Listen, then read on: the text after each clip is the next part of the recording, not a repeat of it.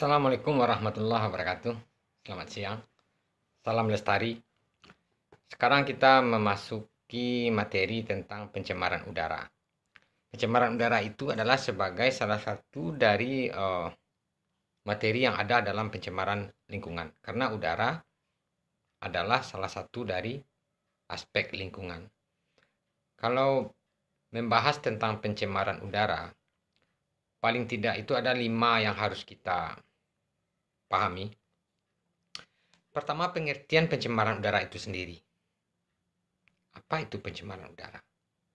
Yang kedua, apa sumber dari penyebab terjadinya pencemaran udara? Sumbernya, poluter namanya itu. Yang ketiga, apa bahan pencemar? Atau kontaminannya apa? Atau polutannya apa? Yang keempat,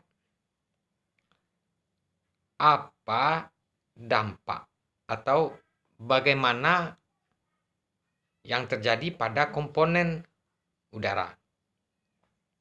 Dan selanjutnya, dampaknya dari udara tadi yang tercemar tadi kepada makhluk hidup, termasuk manusia. Nah, terakhir, bagaimana cara pengendalian.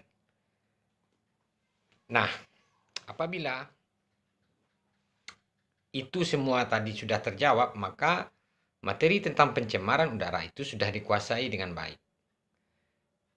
Akan saya ulas sedikit secara gambaran, tapi lebih detailnya itu bisa dilihat di literatur dan di buku pencemaran lingkungan itu ada.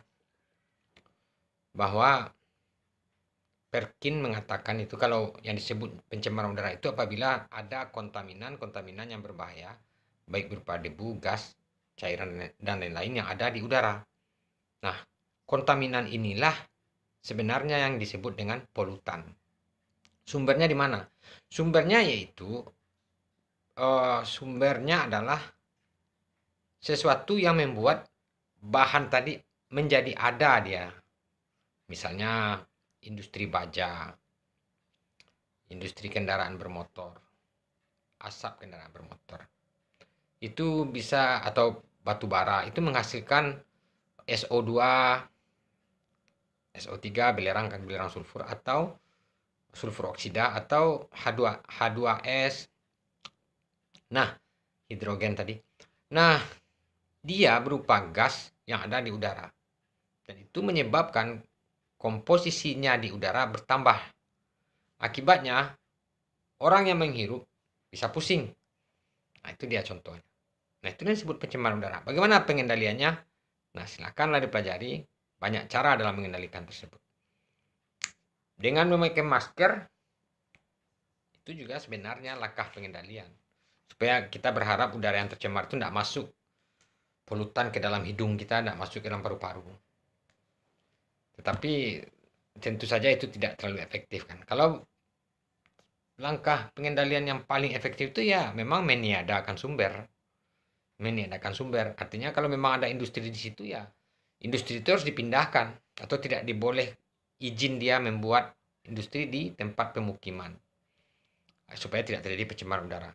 Nah, secara sederhana itulah pencemaran udara itu. Jadi jabarannya ya detailnya itu tadi. Poluter itu adalah sumber.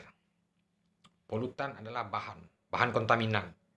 Ketika dia bertemu dengan udara, maka terjadilah pencemaran udara. Apa dampaknya? Apa pengendaliannya? Apa bahan pencemarnya? Kalau bahan pencemar itu di udara itu kebanyakan kan dalam bentuk partikel dan gas. Ya paling kalau di buku yang saya tulis itu ada dikatakan bahwa bahan pencemar itu berbentuk gas seperti senyawa sulfur yang saya bilang, senyawa nitrogen juga, kemudian karbon monoksida CO2, CO ya, karbon monoksida CO kan. Lalu ya karbon dioksida juga apabila karbon dioksida meningkat terjadi global warming kan. Nah, kira-kira itulah. Dan hidrokarbon itu biasanya di industri kilang minyak. Nah, silakanlah Dilihat di internet tuh ada juga tuh Bu, termasuk soft file buku ini juga ada di internet. Eh, Kira-kira itulah, silakan dilanjutkan dengan tugas. Assalamualaikum warahmatullahi wabarakatuh.